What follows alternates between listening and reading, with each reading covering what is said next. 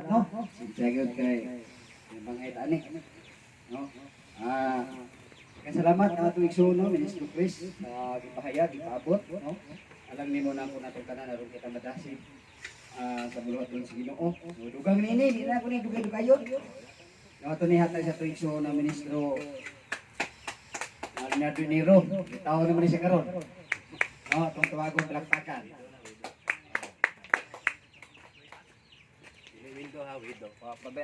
Black pagi kini na mo atong hinay.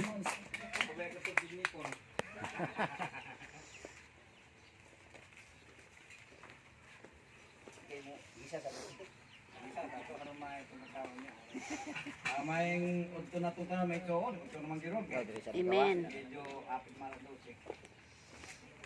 Gawa sa manok gaw. Ato na dumog karon ang mga mensahe karon nga ibabaw sa mga kaitunan. Tumala sa mga tapiko din sa Roma. Kapitulo 8 bersikulo 18 hangtod sa taas ng mga tema, no? Ay namon na pagpaabot. So kini ako kay pagtabalo ninyo nato na ang nahimo sa atong mga ginikanan sa unang panahon sa mga propeta, mga apostol na atong nakita ang ilang gidangatan sa mga kinabuhi alang sa pagpaabot sa ilang gikahinaman nga mga abot ilang kinabuhi. Pinagi atong sa ara, wala sila magduha-gunahon, sila kagalingon. Bisan pa sa kamatayon nilang gidawat, o bisan pa sa kasakitan silang kagalingon o sa lawas, o sa mga pag-antos, wala nila na sapayan tungod sa ilang kahinam, silang gipaabot. Unsa ka kadako kayo sa ilang pagtagad, ining butanga nga gipaabot nila. Ngano nga ilamang gitahan ang ilang kinabuhi, ilang gitahan ang ilang kagalingon, ilang gitahan ang ilang kaugmaon. Tungod lang sa ilang gipaabot nga kahinam, silang gipaabot sa ilang ginapaabot, nga silang pagtumaabot silang kinabuhi. Alakton nga katarungan, bisan ang kamatayon, wala na iksapayan alang sa pagpaabot kamay namon sa butang nga ilang ipaabot. O bisan pa si Pablo atong nakita, bisan pa sa mga pagdagmal, bisan pa sa mga kalisod, o bisan pa sa ayang mga kahimtang diha sa dagat, kakaon sa makakaon sa kadili, yan ang iyang gipasalamatan tungod lang sa iyang gipaabot. Dako kay surprise ang kagalingon. Ngayag yung ginaman niya kana pag-abot sa panahon iyang madawat. Unsa ka kini yang ipaabot? Ug unsa ning butanga nga gipaabot gikan sa mga propeta hangtod sa mga apostoles, hangtod sa tanang alagad.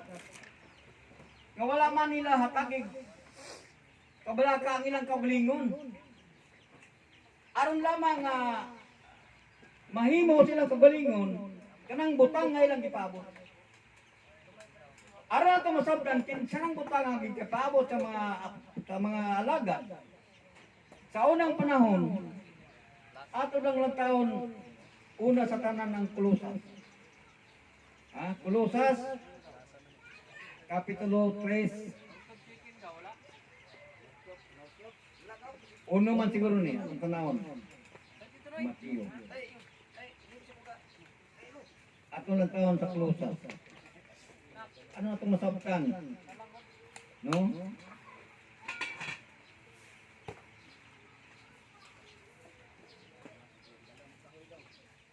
Asa naman yung Kolosas ani? Aron ato yung mahibalan. Kung sa ginambutanga nga ilang ginahinaman, gikahinaman, nila nga ilang gipaabot, kabisan pagkani, wala nila baliha ang kanang mga kasakitan, o tanan nga mga pag-antos, kagutmanan, kauladon, wala na kakigbili. Basta, ang ilang gitagaag na kung pagtagad, ang ilang gikahinaman nga mo kumabot ilang kinabot. Atong basahon, tumala sa Kolosas Kapitulo 3, versikulo 1 paingon sa ubos nga bahin. At tanawon kung kinsa ning mabutanga nga ilang gikainaman. Matod pa niya din. Kuno galing gidanhawman kamo. Uban kang Kristo nan pangitaan ninyo ang mga butang nga anaa sa itaas, din anaa si Kristo naglingkod sa tuo sa Dios. So kining butang nga di mangiso mo ang gikinaman sa tumakiksunan. Muning butang nga ilang gikinaman nga bisan pag unsay nitabo silang pagkatao, o bisan pa unsay nitabo silang kabalingon, wala nilang kapayan nga naman. Tungod din ang gikinaman nga ilang tabot nga mao di ang Dios. Dugang matod pa niya. Anong ilamang yung gikinaman eh? Ingon sa diyan saan. Itumong ninyo ang inyong mga hunahuna diha sa mga butang nga naa sa taas ug dili sa mga butang dinhi sa yuta. Ang mga hunahuna ro sa mga tao na nagpaabot ang mahinamon nga pagpaabot ang ilang ipaabot, ang mga hunahuna sa mga tao gitudlo. Gisultian ka, gisultian ko, nga atong hunahuna itumong sa taas. Dili sa mga butang di sa unsang butanga matod pa niya dinhi sa 3 kay kamo nangamatay na ug diha sa Dios ang inyong kinabuhi na tago uban kang Kristo inig padayag na unya ni Kristo nga mao ang atong kinabuhi nan kamo usab igapadayag man niya unya uban kaniya sa himay mo dinhi ilang gilauman. O dining gilauman sa mga unang mga alagad sa mga nagbuhat sa mga laboraton sa Ginoo nga wala na baliha o kung sa mitabo sila kabalingon wala baliha ang ilang mga pag-antos wala nila baliha ang ilang kawaladon o ang tanan ng mga pagbuhat wala nila tagigbili ano man kaya nilang gunaw na ilang gitumong dito sa mga butang sa taas ang dili sa mga butang sa yuta. Tungod din sa ara nga matod ba dinhi nan kamo usab igapadayagman unya uban kaniya sa kamaya mao din puntuha ang ilang gikainaman uning puntuha ang ilang gipaabot uning puntuha ang ilang gikalipay bisan pa sa ilang kentang o bisan pa sa mga kasakitan nga mibot silang kinabuhi. Ining pungkuha di ang ikalipay sa itong mga kaitunan nga mga alagad sa Dios. Ano man, inig padayag na unya ni Kristo nga mao nga atong kinabuhi. Itaw sa pagkapadayag man uban kanya sa imahe. Kita ni mo uning ilang pag-anto, uning ilang gilauman. Wala sila maglaom. Wala sila maglaom sa mabutang ni Siyuta. Ang ilang gilauman kinabuhi gikan sa Ginoo. Katong sa Ginoo nga mao ang ilang kinabuhi mo ta ilang gilauman. Busa mga igsoon ko ni Kristo ning kabuntagan at pagtuhon. Usa ni kadako kayong pagpaybalo ni ining puntuha ko sa tong kinabuhi. Nga kung unsa man ang ilang tabo sa unang panahon kini may kumuusap nato karon. Kuno sa man ang ilang gilauman kaniadto, kini usab mo atong gilauman karon. Ngano man? Iluan man taniya. Amen. Human ta lawasa. Human ta niya ginabawi gikan sa kamatayon niya tus kinabuhi. Gilukata tagikan sa kamatayon niya tus kinabuhi. Gilukata sa atong pagkabilanggo sa yuta o sa mga dinis kalibutan. Sa pamaging ilokata, pinagis ang kamatayon. Pinagis kamatayon sa lawas atong Ginoo, ikuha kagikan dito napita o gidalang ta sayang kaya. Muna atong gilauman karon maigsoon. Muna atong gilauman ngano man. Tungod kay dunay saad. Tungod kay siya dunay saad asa na to mabasa. Mabasa na to sa unang Pedro kapitulo 4 man siguro ni. Unang Pedro kapitulo 4 bersikulo 6. Unsang sara sa Ginoo niya? Iyon sa dinhi. Kay kini mao ang hinungdan. Ngano ang maayong balita giwali hangtod sa mga patay aron nga bisan tuod sila nahinukman na diha sa lawas ingon sa mga tao sila mabuhi sa espiritu ingon sa rito. Mao din puntuhang gilauman sa atong mga ginikanan so sa atong mga sa unang mga ulipon o sa unang mga sulgoon sa Ginoo. O kini mo sab karon atong gilauman. Nga bisan kuno kita mahinukman sa lawat ingon sa mga tao mabuhi kuno ta ang atong espiritu ingon sa Ginoo. Dili pagalit dugay. Doon na tayo buhi nga ingon ta buhi nga kita ang saksi. Pinitabo, di na ko yato sa kong asawa. Oh. Ninukman na sa lawas ingon sa tao. Pero ang saad sa Ginoo, mabuhi siya sa espiritu ingon sa Dios. Muna itong lauman, di ay nga muna yung ipasabot sa Ginoo, nga ang atong kukulingon ay tumong sa mga butang at sa tasok dili sa mga butang dinisita. Amen. Mao din yung puntuhan gihatag og pahibalo sa atong langit ng amahan tungod din yung mga puntuhan. Tungod din sa ara. Tungod din yung mga usa ka dako kay pag saad nga gipaabot sa Ginoo ngadto sa kaugalingon. Nga naman mga igsoon ko ni Kristo ring kabuntaw ani ko tuho. Kita tanan sayon. Nga gikan sa itong pagkahimugso, gikan sa itong paghimangnugbot. Kitang tanan na hibaw nga, ang balaod nining Diyos ning kalibutan na mo itong gidala.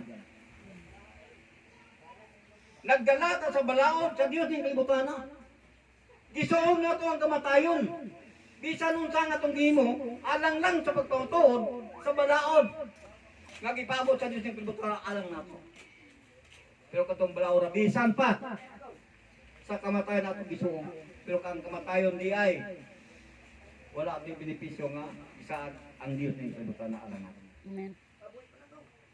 Apan salamat sa Ginoo may igsoon. Salamat sa Dios. Nga ikaw kakukitang tanan nakita niya. Dili na kita karon nagdalas balaod sa Dios ning kalibutan na kun dili ang balaod sa Dios. Gikan sa langit ko atong gidala aron sa pagpayabol din balaod ngadto sa atong mga kaigsuonan dinhi siya. Usa kini kadako kayong usa kadako kayong milagro sa atong kinabuhi. Ay ni ate. Kay tuti. Muna yung sa kadakong saat ginawa lang nato nga. Ini atong lauman. Uban sa atong mga pagsalig kadto sa Ginoo. Nabisan pa kung sa'y may kabo. Namatod pa sa atong ministro. Different. Kinahanglan ang usa ka tawo nga nagabuhat ng utos Ginoo adunay insakto niyang pagkarani. Adunay insaktong pagkarani sa pulong sa Ginoo. Dili siya magduha kuna-una. Ano man? Kay ang Dios matod pa sa pulong sino sumala pa ni Pablo. Ang katilingban daw sa mga magtotoo. Usara kunahuna, usa kasing-kasing, usa platian. So nagpasabot, kung kita, nahimong alagad sa itong Ginoo, kinahanglan, ano na hingpit atong pagkadani sa pulong sa dito. Barugan na to. Nabisan pag unsa na to kalisod, bisan pag unsa ang mudangat sa itong mga kinabuhi sa mga pagsulay, mamidangat sa itong kinabuhi at barugan ang pulong sa Ginoo, kay kining pulong nga mga igsoon, mo kini ang kinabuhi nimo kinabuhi nako kinabuhi natong tanan dito sa Ginoo. Amen. Mo ni atong lauman. Ato ning lauman may igsoon tungod ning saad sa Ginoo. Nga bimatod pa niya, nga bisan pa kuno nahinugmata sala ingon sa mga tao. Apan mabuhi kita sa espiritu ingon sa Dios. Amen. Pinakanindot nga masaad na siya may igsoon. Muna'y saan nga pinakanindot niya himuon o gihimo sa Diyos nato sa tao. Muna itong gilauman, nga naman, tungod kay matod pa sa krusas, Sa diyang ipadayag na niya si Kristo, ikaw kakuusap, ikapadayag man niya uban sa iyang himaya. Amen. Kata, Mm. di ba usa ka nindot nga saad? Di ba usa ka mabugat nga masaad pasalig sa Ginoo ngadto sa tao? Bisan pa kuno kung sa atong nangatan, bisan daw kuno kung sa atong nasugatan, bisan pa kung sa may tabo dinis kalibutan, apan ang iyang saad magpabiling. Bisan kuno mahinukman ta sa lawas, apan ang atong kalag mabuhi sa tipo ingon sa Ginoo. Unya atong lauman. Mo din ang gilauman sa atong mga ginikanan. Bisan si Pablo, kaupat kalunod sa dagat, kadaghan siya gitambangan aron patyon, wala na ibalik. Bisan pa ang uban mga propeta gipanglunod sa lanang nagbukal, bisan pa ang uban gipaguyod sa mga karawahi, wala nila ibalik. Bisan pa si Pedro nga gibitay pinatuwad di gabas, o bisan pa Santiago nagiputlan sa ulo nila na balihan. Tungod ini saad, tungod sa saad sa Ginoo, o di lamang sila gisaran hangtod sa kita karon. Amen. Hangtod sa kita karon gikan sa aran sa Dios. Busa may ison ko ni Kristo ning kabuntagon. Ni ikaw tuon ko.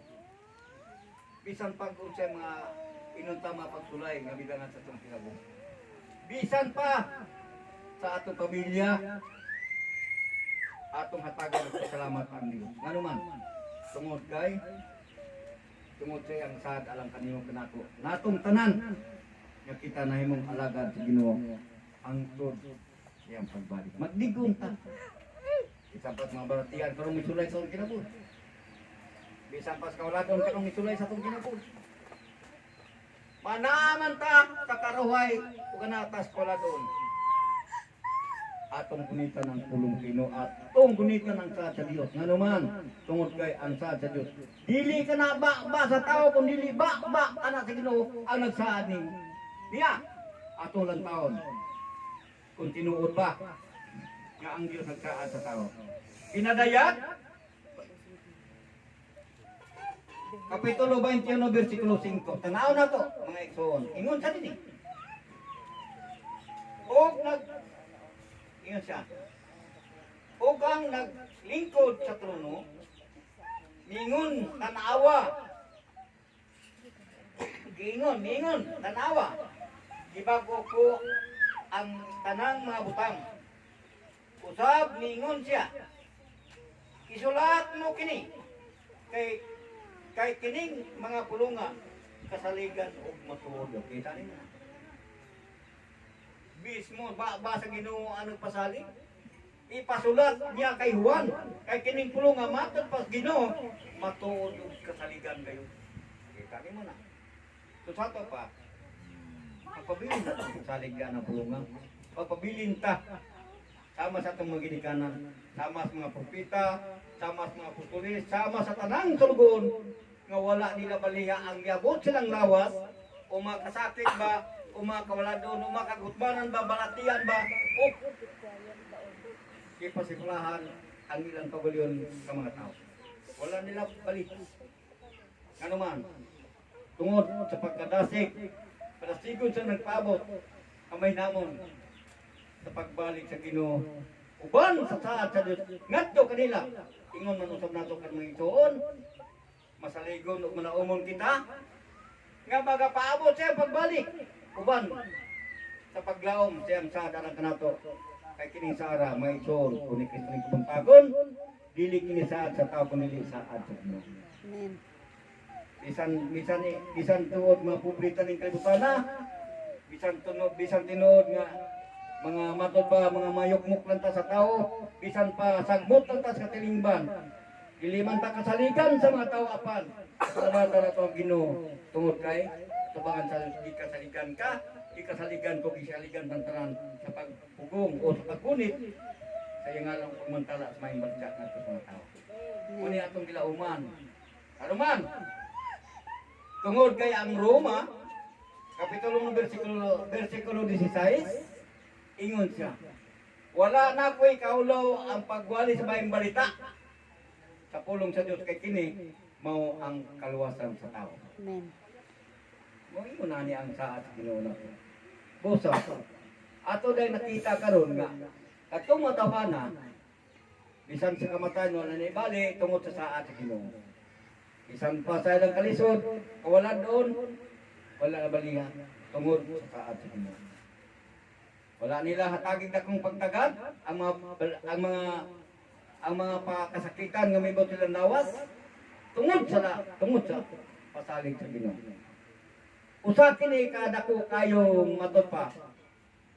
Pag-encourage sa Dios sa alam nato. Nga katong kinabuhi sa mga ginikanan o sa atong magkaigsunan, iyang gihatag og sampul nato karon na aron usab ang ilang pagtumay sama sa mga tao nga to nila. Amen. Muni atong paglaom. Sa katong matawhana, nakita nato ang ilang mga kinabuhi sa Biblia o sa balang kasulatan. Katong matawhana mo tay gisampul sa ato karon. Kadili ta madala sa buhat ni kalbutan. Ano man? Tungod kay ang saad sa Dios diya sa tao. Mabot ko. Ang saad sa Ginoo diya sa ginisal. Atong nakita may suon.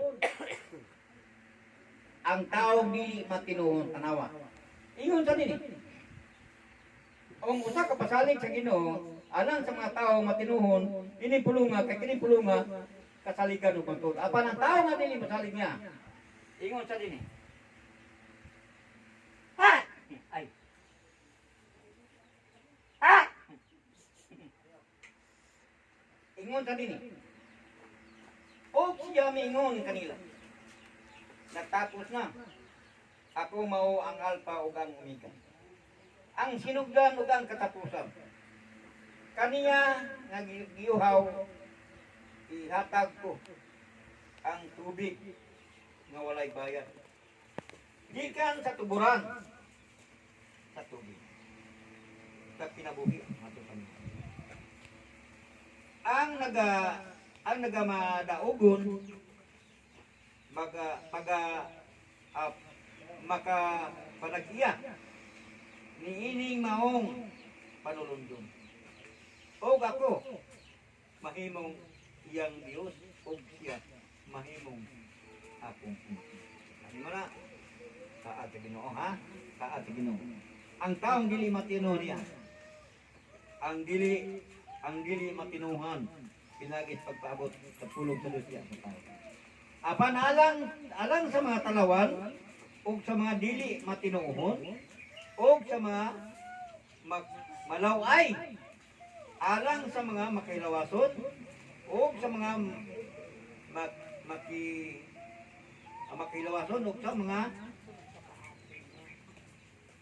lumayan ug sa mga magsimbag mga Diyos ug sa tanang mga bakakon ang ilang bahin mao ang paghiadto sa linaw nga nagsilaog sa kalayo ug asupli nga mao ang ikaduhang kamatayon. Mo ni diferensya sa taong nagsinir o naglaom sa gilauman nga sa ating Ginoo ug sa mga tao nga wala mo to sa pulong sa Ginoo. Amen. Mo ni diferensya. Ang muto sa pulong sa Ginoo naglaom, ang sa ating Ginoo kinabuhin kayo. Amen. Ang sa ating Ginoo ngadto sa mga tao nga dili muto, ang sa ating Ginoo mao ang ikaduhang kamatayon. Ining puntuhan maigsoon. Ako, ikaw, kitang tanan, ang timbang-timbang sa atong kaugalingon. Asa itong palabihon, asa itong dawaton, asa itong pabugatan, asay atong tagagbili sa atong pinatuloy. Ipahibalo na si Ginoo kanato. Ang kahulugan ug ang kapakyasan. Ipahibalo na si Ginoo. Pili na nino. Ano man tungod kay kining mga pulong nga maigsoon. Dili kinigikan sa tao kundi kinibak-bak gikan sa Ginoo. Amen. Pili ta.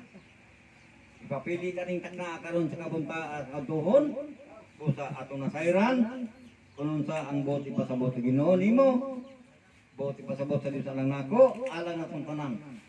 Basta ang pasalig sa Dios o ang paglaom nga ilang gilauman iligikan sa tao kundi iligikan sa Ginoo. Amen. Mayong udto ug daghang salamat ug ati balik sa atong igsoon. Amen. Jeffrey Serato.